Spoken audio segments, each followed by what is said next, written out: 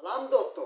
बचपन में आपको याद होगा कि एक कचरा रानी होती थी टीवी पर जो कि आपके जिस्म में बीमारी फैलाती थी और उससे रेस्क्यू करने के लिए कमांडर सेफगार्ड नाम का एक कमर्शियल हीरो जो एज एडवर्टाइजमेंट आता था और आपको उससे रेस्क्यू करता था।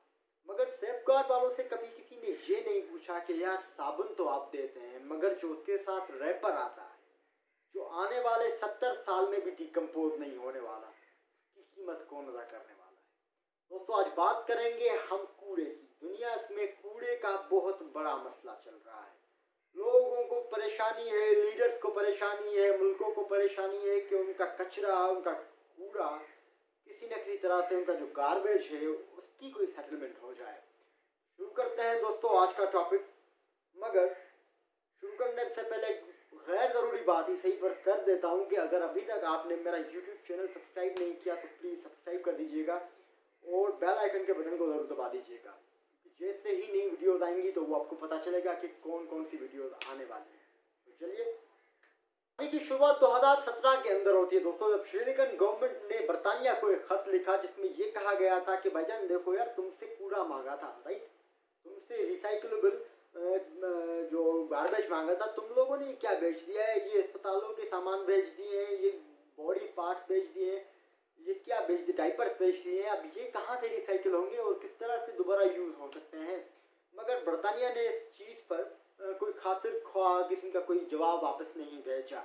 उसके बाद श्रीलंकन गवर्नमेंट ने बरतानिया की कोर्ट में ये पटिशन दाखिल की कि यार ये तो बिल्कुल गलत बात है, ये तो बैसल कन्वेंशन की बिल्कुल ही मुखालफत कर रहा है बरतानिया, क्योंकि उसके अंदर ये चीज़ हो चुकी है कि अगर किसी भी मुल्क को आप रिसाइकलेबल गार्बेज भेजेंगे तो वो गार्बेज वो होगा जो कि रिसाइकलेबल हो सकता है, उसे दोबारा से इस्तेमाल किया जा सकता है किसी ना किसी तरह से। मगर ये तो यहाँ पर है नहीं। ये केस जीता श्रीलंकन गवर्नमेंट ने। उसके बाद 21 कंटेनर जो कि श्रीलंका में पड़े हुए थे बरतानिया ने वहाँ से उठाए। अब ये नहीं पता कि उन्होंने अपने मुल्क में भेजे या किसी दूसरे मुल्क में उन्हें डंप करवा दिया, या कभी कभी तो समंदर में भी ड्राउन करवा देते हैं। ये अक्सर ऐसा ही होता है। अगर आपको इस चीज़ के बारे में थोड़ी ज़्यादा मालूमात हासिल करनी है तो सर एटनबर्ग की एक डॉक्यूमेंट्री पढ़िए, आप यूट्यूब पर भी लिख सकते हैं, आपको पता चल जाएगा कि वो कौन सी डॉक्यूमेंट्री। कूड़ा करना और फिर उसको ठिकाने लगाना ये बहुत बड़ी परेशानी बन चुका है इस वक्त इंसान रात की, अगर आप इस ज़मीन पर रहते हैं तो। मगर आपको पता है कि सबसे ज़्यादा गंद कौन फैलाता है? नहीं पता ना? मुझे पता था, मैं बताता हूँ आपको। दुनिया में सबसे ज़्यादा गंदगी फैलाने वाला जो ममालिक में से एक मुल्क है वो है अमेरिका। एक्जैक्टली, सही पहचाना आपने, सही सुना, अमेरिका। वैसे ये बात आप सबको वैसे भी पता है कि गंद फैलाने में अमेरिका कितना आगे है, मगर मैं जिस गंद की बात कर रहा हूँ वो इसके साथ साथ कूड़ा भी है। तो गंदगी कचरा फैलाने में अमेरिका भी सबसे आगे है। लगभग एक रिपोर्ट के मुताबिक हर माह एक अमेरिकन, एवरेज अमेरिकन अपने बॉडी वेट जो है कूड़ेदान में फेंकता है। आप सोच सकते हैं कि अमेरिकन के वेट क्या होते हैं, और अगर एवरेज वेट अगर आप जानना चाहें तो आप गूगल कर सकते हैं। अमेरिकन लगभग 740 किलो गार्बेज अपने गार्बेज बॉक्स में फेंकता है। मगर इसको थोड़ा सा बड़े स्केल पर लेकर जाएंगे तो हमें पता चलेगा कि लगभग 2 बिलियन टन हर साल इस दुनिया में कचरा पैदा होता है, जो कि काफ़ी है। ओलंपिक्स के जो स्विमिंग पूल होते हैं लगभग वो 8 लाख स्विमिंग पूल इस सारे कूड़े से भर सकते हैं। अगर इसको थोड़ा सा और रिसाइकलिंग के बारे में जाएंगे, नहीं मगर रिसाइकलिंग के बारे में चाहते हैं पर पहले ये सुन लीजिए। टन कचरा पैदा होता है, कूड़ा पैदा होता है, उसमें से सिर्फ 16% ही, यानी सिर्फ 16% ही रिसाइकिल हो पाता है, और बाकी का जो कूड़ा होता है वो गैरकानूनी तौर पर या तो ज़मीनों के ऊपर पड़ा होता है और या तो समंदर में बहा दिया जाता है। मगर इस फैक्ट को हम फैक्ट में नहीं मानता जाती तौर पर, क्योंकि बहुत दूसरी रिपोर्ट्स भी आ रही हैं जिसके मुताबिक कि 16 नहीं बल्कि 26 और कुछ कह रही हैं 32% जो कूड़ा है वो रिसाइकिल हो पाता है। मगर ये कूड़ा आता कहाँ से? दुनिया में जो सबसे ज़्यादा बड़े कंट्रीज़ हैं जो कूड़ा पैदा करते हैं उसमें से America, Japan, France, Germany, Belgium, Spain और कुछ दूसरे और हैं। यूके भी उसमें ही शामिल है। तो आप यूके वाले ये बात समझ लीजिएगा। जब आपको थोड़ा सा इंट्रोडक्शन मिल जाता है इस चीज़ का कि ये जो डेवलप्ड कंट्रीज़ हैं ये जो इतना गंद करते हैं, क्या ये अपने गंद कचरे को रिसाइकिल नहीं कर सकते? या रिसाइकिल करना गंद करने से ज़्यादा महंगा पड़ता है? तो अगर इस सवाल को थोड़ा जानना है तो थोड़ा सा ये करना पड़ेगा कि इन मुल्कों की जो है ग्रीन पॉलिसी हमें देखनी पड़ेगी। तो चलिए ग्रीन पॉलिसी देखते हैं। यूरोपीय यूनियन में जो सबसे ज़्यादा कचरा पैदा करता है उसका नाम है जर्मनी। जर्मनी को 2017 में वर्ल्ड इकोनॉमिक फोरम ने रिसाइकलिंग का चैंपियन का एजाज़ भी दिया, और उसकी वजह ये थी कि जर्मन सरकार ने ये दावा किए कि हम अपने यहाँ 48% जो हमारा रिसाइकिल करने जैसा जो प्लास्टिक है हम उसे रिसाइकिल कर सकते हैं, और हम करते हैं। DW ने उस पर थोड़ा सा एक्शन लिया और उस पर ये बात कही कि नहीं भाई, हम आपके सरकारी मीडिया ज़रूर हैं, मगर ये जो नंबर्स आप बता रहे हैं वो 48% नहीं है, ये नंबर 38% है। चले ये भी मान लेते हैं, मगर आप सोचें जो मुल्क 38 या 48% फ़कत अपनी सफाई में एक चैंपियन हो सकता है और ये एजाज़ हासिल कर सकता है कि यार तुम तो चैंपियन हो सफाई के, तो दूसरे ममालिक की हालत क्या होगी? इस कुत्ती को सुलझाने के लिए थोड़ा सा और नीचे जाना पड़ेगा।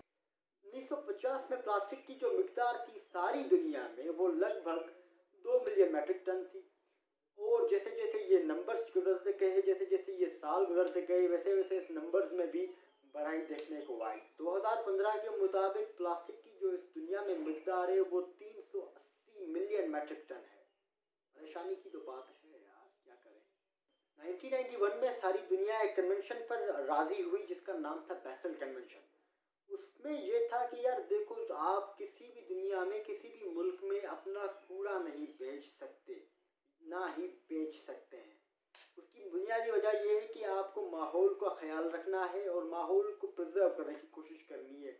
अगर कोई भी मुल्क अपना कूड़ा कचरा किसी दूसरे ममालिक को भेजता है या बेचता है, तो जाहिर सी बात है उसके नुकसानात उस आबादी पर ज़रूर होंगे।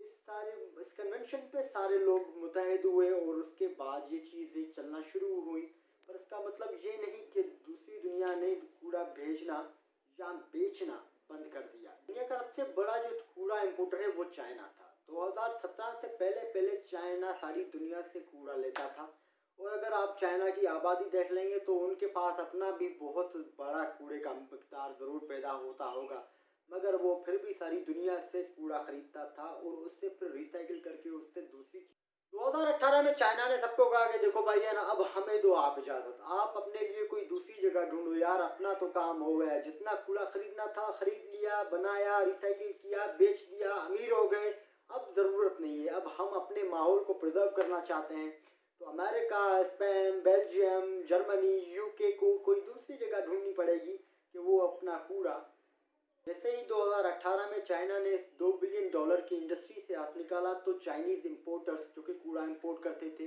वो आ गए मलेशिया में और उन्होंने अपना कारोबार यहीं जमा दिया। एक अंदाजे के मुताबिक 2018 में मलेशिया 10 लाख टन फी माह इंपोर्ट करता था सारी दुनिया से। जैसे ही ट्रम्प साहब ने ये बयान दिया कि साउथ एशियन कंट्रीज़ और ख़ासतौर पर एशिया, उसका मतलब ये था कि चाइना पर एशियन कंट्रीज़ का नाम जो उन्होंने ले लिया, तो एशियन कंट्रीज़ में खासतौर पर साउथ एशियन कंट्रीज़ ने, मलेशिया ने अब कूड़ा लेना बंद कर दिया, और मलेशिया ने ये कहा कि 2021 तक हम किसी भी दूसरे ममालिक से कोई कूड़ा नहीं खरीदेंगे। इनके बाद थाईलैंड भी थोड़ा रिएक्शनरी हो गया और उसने कनाडा को सारे के सारे कंटेनर्स वापस भेज दिए जो रिसाइकलेबल प्लास्टिक के नाम पर आए हुए थे, और उस नोट के साथ कि our land is not a dumping ground of Canadian trash. Thailand की इस रेडिकल अप्रोच ने यूएन को बेसल कन्वेंशन में थोड़ी अमेंडमेंट्स लाने के लिए मजबूर कर दिया, और वो कन्वेंशन में जो अमेंडमेंट्स थी वो ये थी कि अब जो भी कोई देश दूसरे देश को अपना कूड़ा एक्सपोर्ट करेगा वो सरकारी तौर पर उस देश से इजाज़त लेगा, और उससे वो ये भी इजाज़त देगा कि वो उसकी छानबीन भी करे कि वाकई ये जो कूड़ा आ रहा है वो रिसाइकिल करने जैसा है, और ये रिसाइकिल करने के बाद दूसरी चीज़ों में इस्तेमाल भी किया जा सकता है। इस कन्वेंशन की जो अमेंडमेंट थी उसमें सारी दुनिया ने सिग्नेचर्स की सिवाय एक मुल्क के, और वो है अमेरिका बादशाह। और आपको ये बात याद रखनी चाहिए कि अमेरिका वो मुल्क है जो दुनिया में सबसे ज़्यादा कूड़ा पैदा करता है और सबसे ज़्यादा इंपोर्ट भी करता है, कि किसी न किसी तरह से दुनिया में से प्लास्टिक नाम की जो चीज़ है उसे बिल्कुल ख़त्म किया जाए, क्योंकि वो बहुत ख़तरनाक साबित हो रही है दुनिया में, आपके लिए भी, इंसान ज़ात के लिए भी, और जो दूसरी मखलूक़ात ख़ासतौर पर जो पानी के अंदर रहती हैं उनके लिए। मगर ये बात समझ लीजिएगा कि जब तक आप अपने आप को नहीं बदलेंगे तब तक ये दुनिया ऐसे ही कचरे का ढेर बनती जाएगी। तो अगर आपको वाकई कुछ बदलना है और अगर आप समझते हैं कि आपके आने वाले जो लोग होंगे, आपके बाद जो दूसरे लोग हैं, आप उनके लिए भी ये प्रिजर्व करना चाहते हैं दुनिया, तो उसके लिए सिर्फ एक ही रास्ता है और वो है शर्म का रास्ता। तो जब भी कुछ खरीदारी करें, कुछ चीज़ें खरीदें, तो आप ये ख्याल कर दीजिएगा कि ये जो आप एक शॉपर खरीद रहे हैं उसकी जो ज़िंदगी होगी वो अगले 200 साल तक ज़िंदा रहेगी और वो बहुत बड़े ख़तरात इस इंसान साथ के लिए लेकर आएगी।